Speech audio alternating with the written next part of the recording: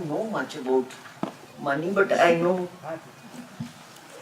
that Mother always, as far as I can remember, since our childhood, she was always short of money. Always. There was always a crunch with money, and I used to often hear, Mother doesn't have money even to pay the servants, but we all had one servant each. One room, one person, one servant. That was the situation. I mean, she was always very generous with the children. I was in the boarding house. Believe me, even today I find it difficult to wash my clothes because I never had to do it in childhood. Even at home, your parents make you do sometime or the other. But in the boarding, we had the luxury of being looked after so well. Never went into the kitchen, never learned to cook, never learned to wash. We had servants for everything. And Mother was always short of money, and yet she provided servants to everyone.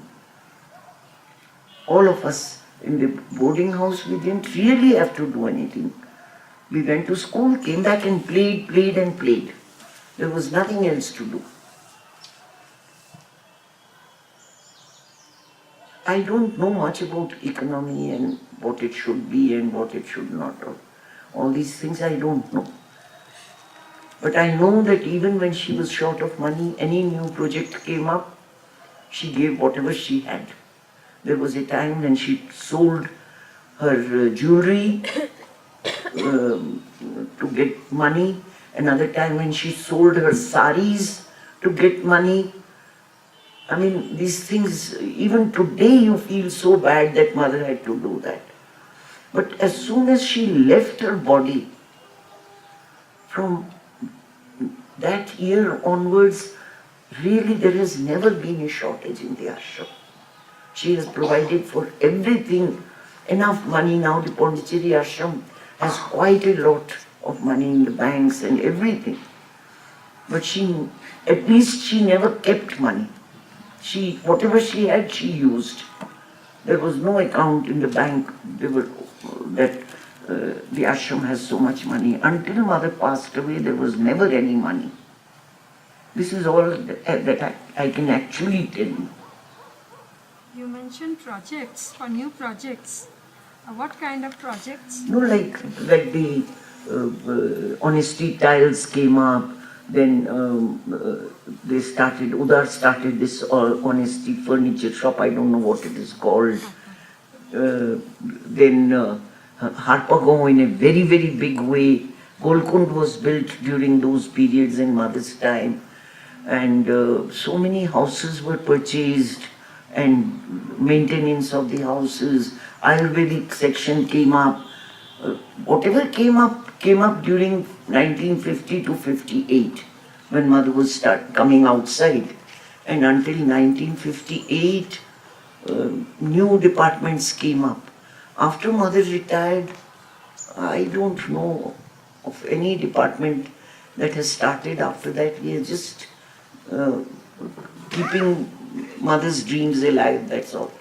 Aurobindo, of course, has come up in a very big way after 1950. But everything has happened in Aurobindo. In the ashram, there is no new department that has come up, not that I know. If you know Surabhi, you are there now. I'm not sure, maybe Navavihan. Navavihan is not an ashram department. It is actually, it's standing on its own, but we... No, it belongs to the society, Aurobindo Society. Mother Centenary Trust. Eh? It belongs to Mother Centenary Trust. Mother's Centenary what? Trust. Trust. Yes. But that also belongs to the society. I know. But we actually... The Aurobindo Society has done a lot of work. But departments are very few. Navavihan is one. But right there, they have done a lot of work outside. That is what they were meant for. And Aurobindo, of course, is grown so much and is still growing. In school, many things have grown. In school, we have lot of science projects encouraging the children, and on the cultural side also, lot of teachers who are teaching. So that way, it's That was there school- even at that time. We had Even- some of the best teachers. Yes. There was Shahnali, such a Yes. famous musician who was teaching artists. Krishna Lalji, Jayanti Lalda. It was there, it's Jeevan continuing. Dada. Now it's still continuing. It's good that it continues. Of course, materially things are coming in. At that time, mother didn't have money for the material things also. So I think that has answered your question. Can we pull some more questions? You have something, Matilda? Yes, I have a question because you just said that you never know how economics or how money went, but you did a lot of projects and you created a lot of things. So how did you do that? You have to ask mother. Where she sent the money. I only know how to spend money. I don't know how to count. And the other day, I got a lakh of rupees from somewhere, Ashram money. They gave me 100 notes of 100, a lakh of rupees. Then I told Anju, I said, please count. And she counts like me with a bad thumb, you know. And then we had to call Subhash and he counted. No, all I can say to add on Just to add on to this, whenever we have to start a new project through the Delhi Ashram, Taradadi always says, don't bother about the money, just concentrate with sincerity on the project. So people who are doing the project, we don't concentrate, at least none of us have concentrated on where the money is going to come. She says, be sincere to the project. That's The the way Delhi we Ashram is run by a trust. And in the trust, I am not on the money side. So whatever I have to do, just now Anju is doing a project of 1.5 crores. And I can't sanction it. So it has to go to the trust, and the people who manage the money part, they tell me yes or no. And then it goes yes to Anju. Can I ask you, Taradidi? Because you said that everything. Yes. We have a very good team, and the team looks after the money part. Not everybody is gifted to handle money, and I have never been able to handle money properly. Never. No, because you said that as your children, everything was taken care of for you with servants and all this. When it came to Aurobindo, mother said no servants in Aurobindo. Yes. And still, of course, we ended up having servants because it was very difficult to do all the works at the same time, etc., whatever excuse we have. So our children also, at least that first generation, grew up very much having everything cared for on the physical level. And also with money, because we really didn't have much circulation of money, so they also grew up without the concept of money somehow. And they did some complaining about that they felt that they were not really equipped for life when they came out into the world. Could you say something about this? Because we always thought we did something wrong, and now I hear you telling that mother did, did like No, that it's very also. difficult for me to tell you about money because I just went from one ashram to another. Yeah. And in Delhi ashram, I had my father to look after the money part. Then I had my eldest brother who was very good with handling of money. I know that I was handling money in the beginning in the ashram office when I used to sit. Every month I used to make a mess with the accounts. And then I would go and tell my brother, I don't know where 1,000 rupees is gone. Then he would give me 1,000 rupees and say, clear it in the ashram. He had his own business, so he was supporting the ashram, and so he would always give. So I never, but then for my personal use, he started making me keep account for every penny. He said, I'm giving you so much money, I want the account at the end of the month. That was to teach me. He never questioned why I use this or why I use that. But I had to give him account every month. So for some time I did that and then I just forgot to do it.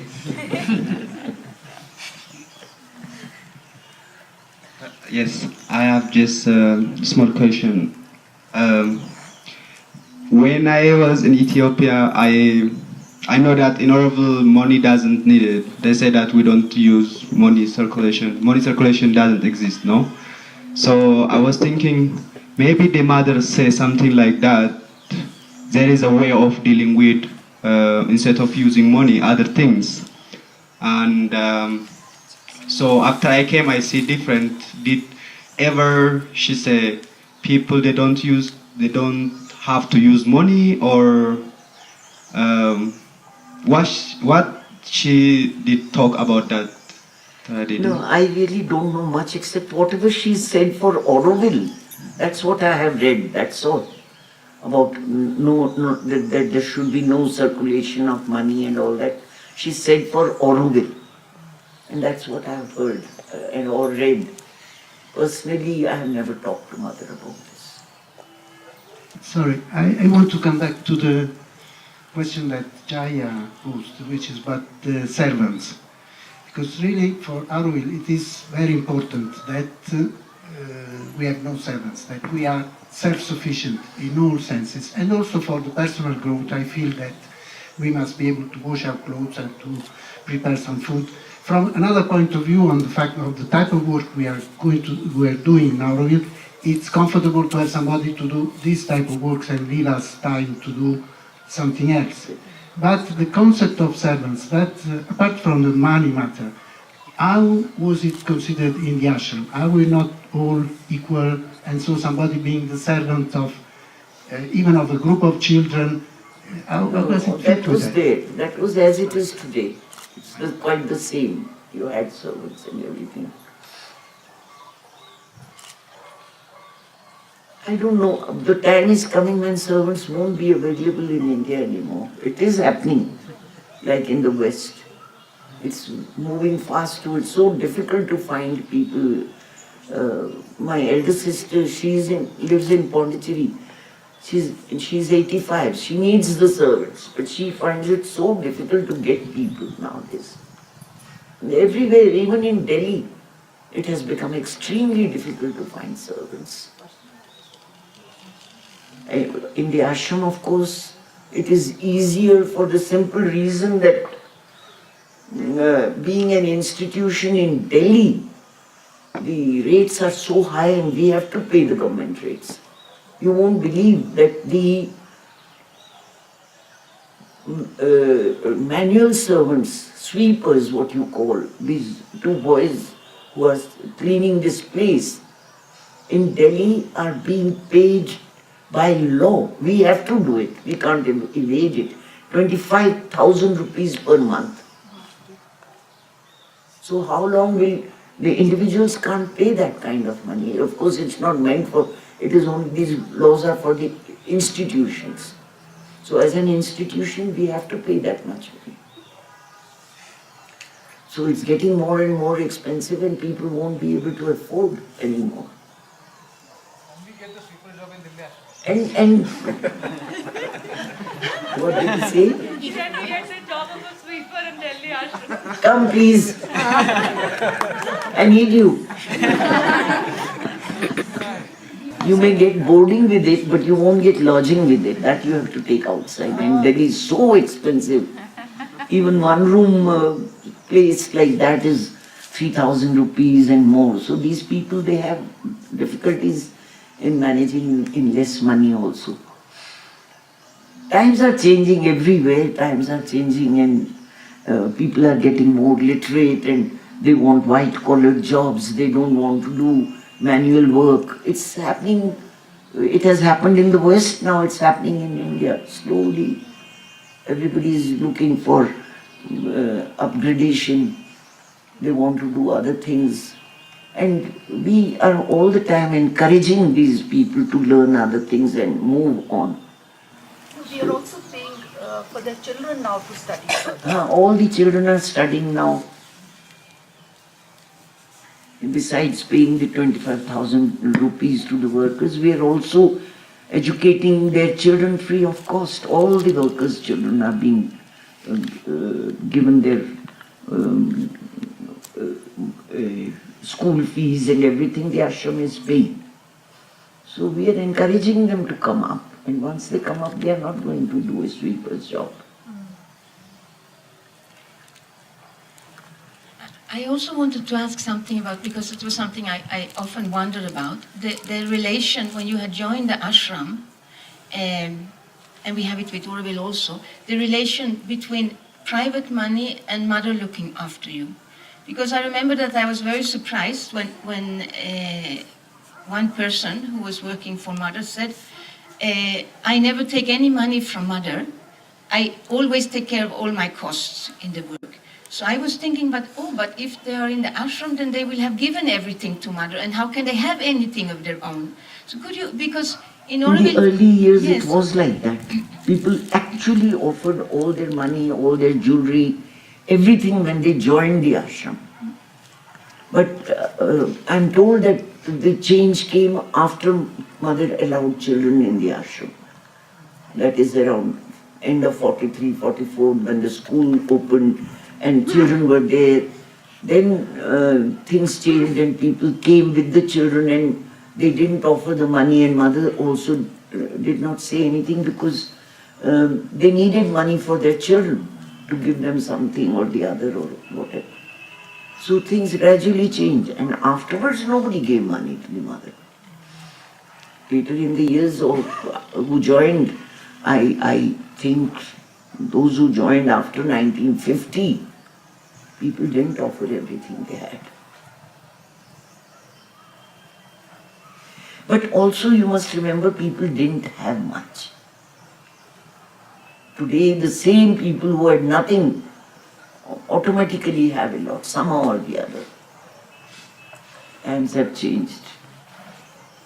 You mentioned a very beautiful insight about mother not keeping too much money hoarding, always letting the money flow. Too much? No, not at all. Yeah, and now when you see that, ashram has a lot of money, you think that brings in complacency because you think you have enough in the bank, and is there a link between the two? To straight away make this kind of a statement would be difficult because times have changed. At that time there was no money anywhere, including with mother and children. Darshans were started because then people would come and offer money. And the 24th April darshan was started because there was a too big, whatever people offered at one darshan used to go on until the next darshan. Aurobindo used to, or mother used to manage with that money. Then February to August was too long a gap. And the money never lasted till then. So they had one more darshan in the middle, April. There was no money. There was no money in the whole of India. You leave alone. There were very rich people, that is there. But the normal people didn't have money. So to judge by that, today, even our workers have bank accounts and everything. I remember as a child, on darshan days, there used to be whole length of the ashram road full of beggars. They used to just sit there to get a little something out of what was going to mother and Aurobindo. Today the beggars are not really beggars. They have a lot of money also. They may not have, but they have money also. They don't starve. People who starve are in these remote villages. Remote villages in the country, they are starving. City people, there is no poverty in Delhi. Really no poverty. Thank you. And I just want to clarify that I was just using this as a context, not specific. But like in Aurobindo, we don't have enough money, and we see there's so much of energy to There's build so much and money create. in Aurobindo also. There is so much money, otherwise it wouldn't develop. But some departments may not have, some have more. But I can tell you one thing, that no work anywhere done for mother and Aurobindo really stops because of money. How many years I have seen in the Delhi ashram, we never had money in the bank and we were never short of money. It always came on time. From somewhere or other it always comes. One has to have that faith and one has to go on doing what one is doing. When we have been looking now at because for 1 year we have been doing a quite in-depth study of the Aurobindo economy to try to understand how to move it at a different level forward. This is what we are working with here also. And one thing, because Mother said we should have basic needs, like was with the prosperity in Ashram.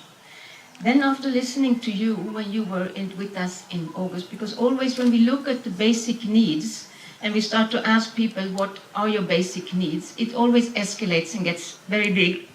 So then we can't do anything about it because we can't hold that space now. So when we were listening to you and you were speaking about the fact that Mother was giving what people needed, so there was always like a minus situation. She was like a mother. Yes. And if her child asked something, she gave. Now this was what we understood, and that brought the insight that if we want to have a basic need economy, which actually is really basic, we also need to have a kind of gift economy which works the way Mother worked, that it actually looks after people's individual on an individual level, So you have must also in Delhi Ashram have been looking after people. So how do you see that somehow both there is a basic care, which usually has to be pretty basic, and then that still the need is fulfilled in the individuals? First of all, we didn't follow the principle that money is not required.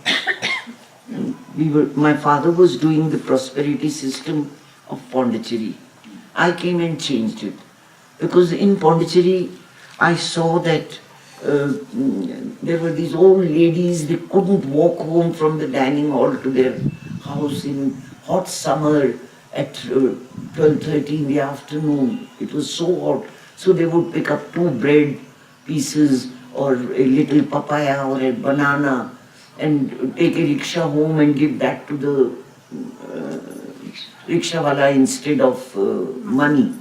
So these things, being an insider, I got to know a lot of what was happening. So I told my father, I said, instead of giving things which they don't need, ladies were selling the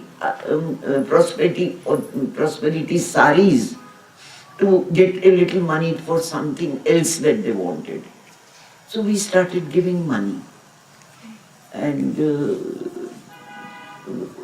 ours is a more generous thing because we are not the main ashram. Everybody who is there wants to go at least once a year to Pondicherry, so they should have enough money to be able to afford it and all that. So the prosperity is quite generous. And in the beginning it was not so generous, but now we are being flooded with goods like clothes, shoes, everything comes to us as donations. And at that time we were not even giving the medical expenses. Now medical expenses have also become totally free. So that way it is pretty easy there. But I'll tell you, basic needs are what? I'll tell you a story that Mother had told us. She was going on this Tour of France on cycle. She did that.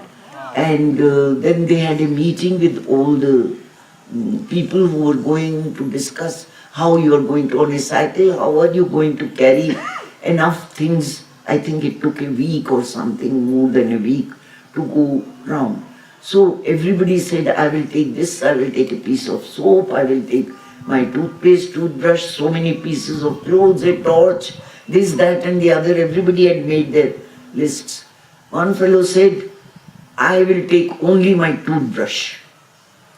And everybody was looking at him. This fellow is going to just take a toothbrush and he's going to travel for 7 days without changing clothes or anything. She said, I was quite in awe of that person. But when I came to India, I saw people plucking twigs and cleaning their teeth, so it was not even that was not necessary.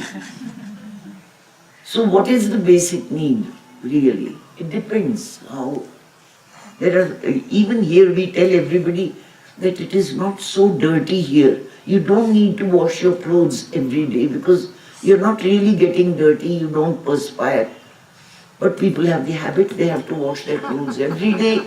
So what is basic? For them the basic need, oh, you won't even wash your clothes while changing. Every day you have to change your clothes. So you can't know. I don't think this is a problem that anybody can solve.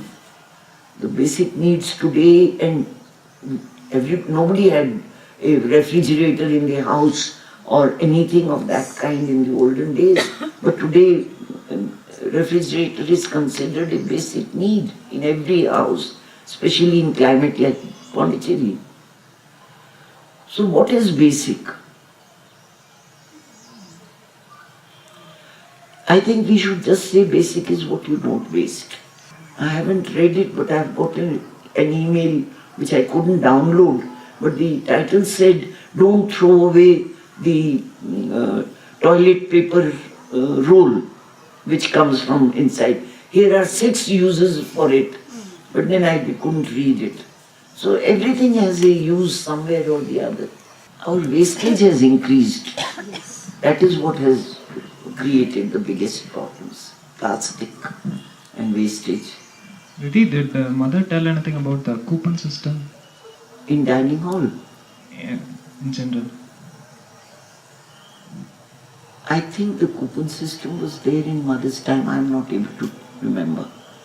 To get the coupon for the dining hall has been there for a very long time. At that time probably it was 1 rupee or something for the whole day. And today it is 40 rupees. But I think it was there in mother's time. To know more about this, whom should we contact or any reference? These are all man-made ideas. Whatever you do, they are our own ideas, and according to the place, time, situation, they should be decided. There should not be that mother has said this and so you cannot do the other thing. Mother said whatever, in my notebook she has written, if you see in the growing up with the mother, there is this quotation, each thing is true in its own place and time. Don't make dogmas of what I say. Because each thing has a truth at that time. In Aurobindo we find a lot of this going on also. Mother said this, mother said that, and we should follow that. Because it's out of time anyway. Me to say I'm not in Aurobindo, so it's difficult to say. Can I just add something to the basic needs? Because yesterday afternoon, when we did the work for the collective economy, we get a quotation from the mother regarding resources. And I remember that I read that she said about the basic needs, that basic needs is individually what one needs really for the progress towards a divine life. Absolutely. So basic needs, according to that, in my mind, it relates like, depends on what your work is to fulfill yourself and to grow towards a divine life. Some may need a lot of more, some may need a lot of less, depends on the work you are doing. But has to be sincerity in this, I think, and this up to you. And this is your individual choice. Absolutely right. I just want to ask my last question. What is collective economy for you? How do you see the collective economy? I don't understand economy. Really, I don't. What about collective living? Right in the beginning, I told Jaya that this is the wrong subject for me.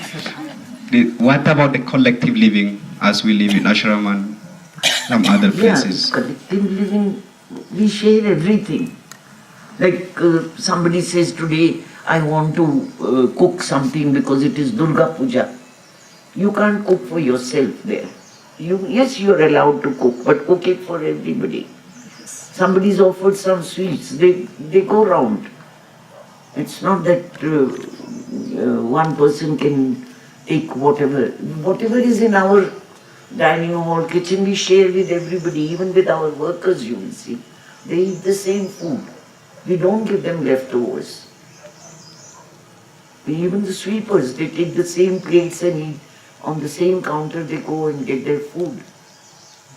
They are allowed to sit inside also. We don't stop them anywhere. It was not like that in Pondicherry early years because there was a difference. These people were so unclean, so unclean. But today they also understand hygiene. They are also quite clean.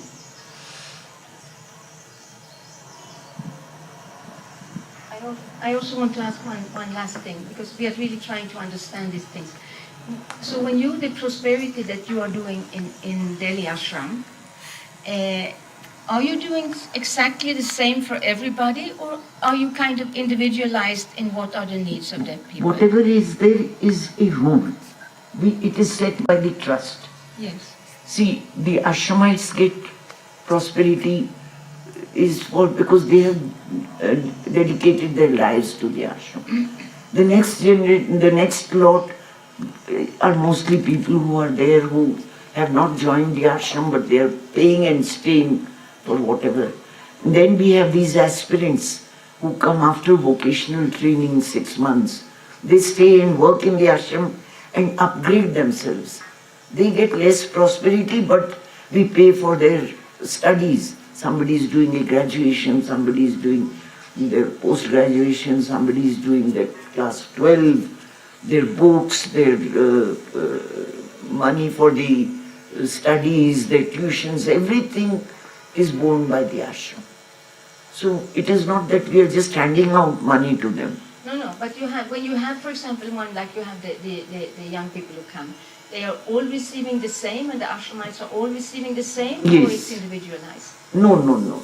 Individual, if anybody needs help, they always ask. Like we had a girl, she had to be operated. All the operation costs, and it was quite high, is borne by the ashram. If they are ashramites, even if they are not ashramites, if they are aspirants over medical expenses, these things the ashram pays, but then it is individual. It's not a general rule that we will give for everybody. And the things like you mentioned, actually, the people going to Pondi once a year, that is on a general basis, or it's individual? No, we make the money enough for them to go. Okay. And some people even go with that by air. They save enough. There are people who don't save much, then they go by train. It's up to them. They get their prosperity, they can go anyhow. I think as you were saying, you said that money is becoming, to do work, money is becoming more important. Too important. Across all these years. Do you also see it changing the relationship between people in some way or the other? I think this is, I don't know. I don't know so much because I live in the ashram, so we don't have so much exchange of money or discussions on money, or we have everything so fixed, and you should be able to answer this question, Jayanti. Your question was specifically? That as the money is becoming more important in our lives, is there a change in the relationship between between individuals, do you see? Like what Tara Didi said, in the ashram, money is not a point to discuss because we all get the same thing. We discuss other things. So money and relationship doesn't come in. Money and relationship doesn't exist together. But in the outside world, I think it is happening. Money has become so important for everything, even for relationships. Tara Didi, Mother and Sri Aurobindo both have in various places talked about money, like we read it.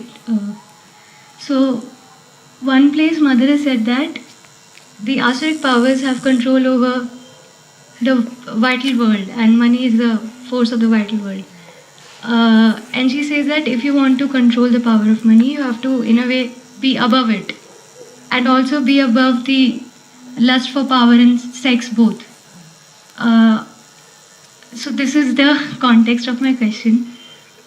You said that you are not good with economics, but Like I'm from a very humble position. Whatever I've seen that a lot of people offer money automatically to you and in large amounts, and so much of work has been able to happen of all the three ashrams. In your life also, and you have seen so many old timers from the time of mother. Like you, there must have been others also who also could bring in a lot of money for the ashram. Now, could you tell us a bit about how they were personally? Like, how was their consciousness that they could get the kind of resources they could for the ashram? Because that would Mother help has us had to. many such people who have given money to her. But I don't know. What you're asking, I can't answer. See, being with Tara Didi in the Delhi ashram, one has never bothered about money. But constantly, I come from a background where I was earning a lot of money first. And having come to the ashram, I do feel that it has been pointed out, not in a manner of scolding or something, but as mentoring, that could you recycle, could you reuse, how can you, for example, when we came from Delhi, I really remember in a small car, one used to be sitting like this because Tara Didi would put all the stuff so that another car doesn't have to be used. And it is not that Didi is imposing this on us. We see her doing this as an example herself. So anywhere we are going, we've just had a very recent trip. And everywhere we are going, otherwise it costs us so much, transport, this, that. But somehow it is not that people offer her money, her simplicity also. Sometimes people come to pick us up at the airport. We don't look at a fancy home to go to. We go to spaces. So I think while Tara Didi speaks about that mother spoiled them, not spoiled them exactly, they were servants. But somehow I think that was love and care. This has been our personal experience. That she leads by example because she's very frugal and disciplined herself. You look at her room. Every time I admire, and a lot of us admire, how there's one place, one thing. There's nothing extra.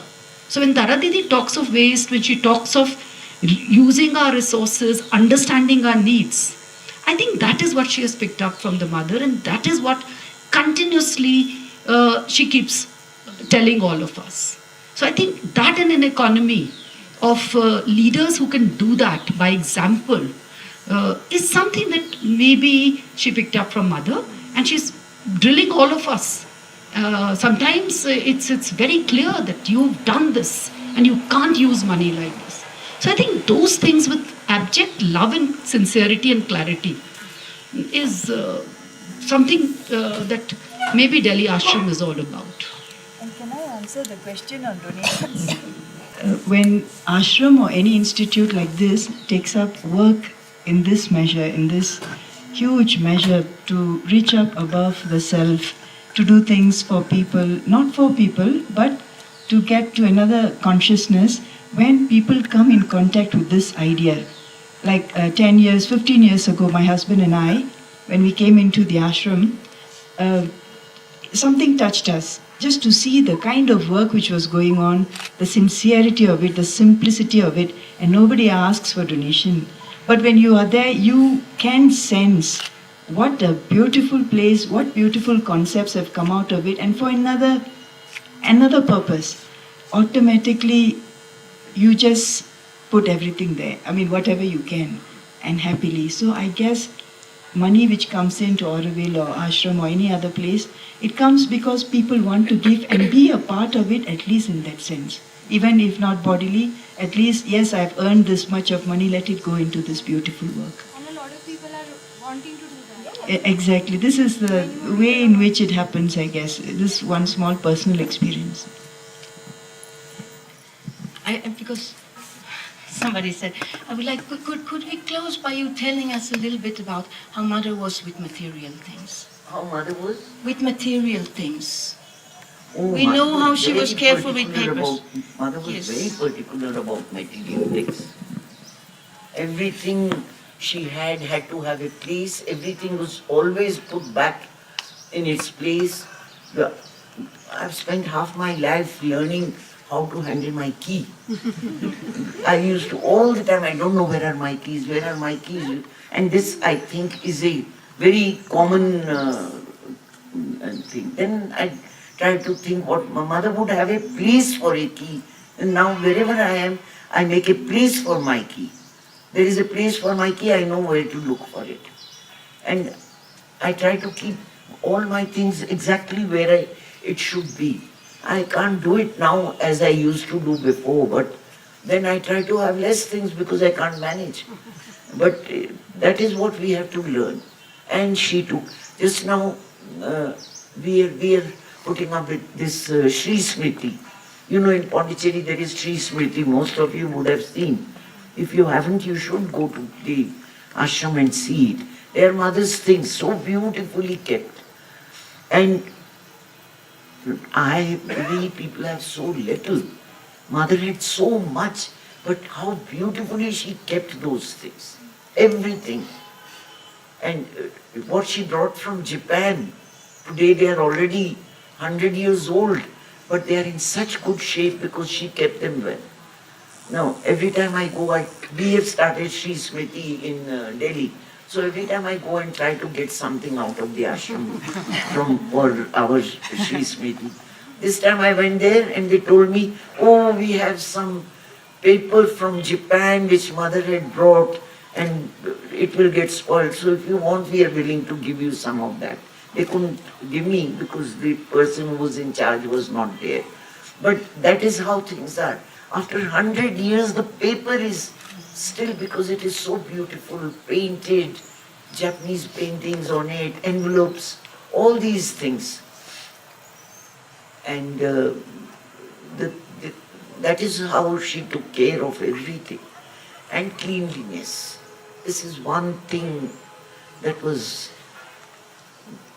we were always taught in childhood. Cleanliness, and although we had servants to clean, but there was cleanliness all around. And there is a message, I don't remember the whole thing, not to take care of material things is a denial of the yogic consciousness or something like that. At one place she has also, either it's in her prayers or somewhere she has also said this, that so much of effort and love and power of the divine has gone to create the material out of the inconscience. And people are not even aware of it. So like for us, things which are like just things, so much of divine effort went into creating that out of the unconscious void and all. There is a prayer like that of us. See, when these vocational trainees were coming, they come from quite economically weaker sections of society. And in the early years, they come from such a background, but still they will waste food. So I had this story to tell them always, that you see there is a farmer, he goes, hunts for the right seeds, he plants them, he plows the land, he takes care for the whole year, then he cuts the crop, then he sends it by trucks to the market, then it is cleaned, and then it is sold, then the middlemen take it, then the retailer takes it, then we buy it, all that, and what do? Then we cook it. With so much love and affection, we cook it. And what do? Take and throw it into the dustbin. So these are things which have to be taught right in the beginning to a child at home. Not to waste food, not to waste material things. There is too much of material things today. And economy wants that you throw so that the next thing can be used. That's very bad. I think that's all for today. Let's finish it here. Okay? Just request you to end it with any poem which comes to you. It comes to you spontaneously. It has to be the shortest. Whatever. Can I suggest?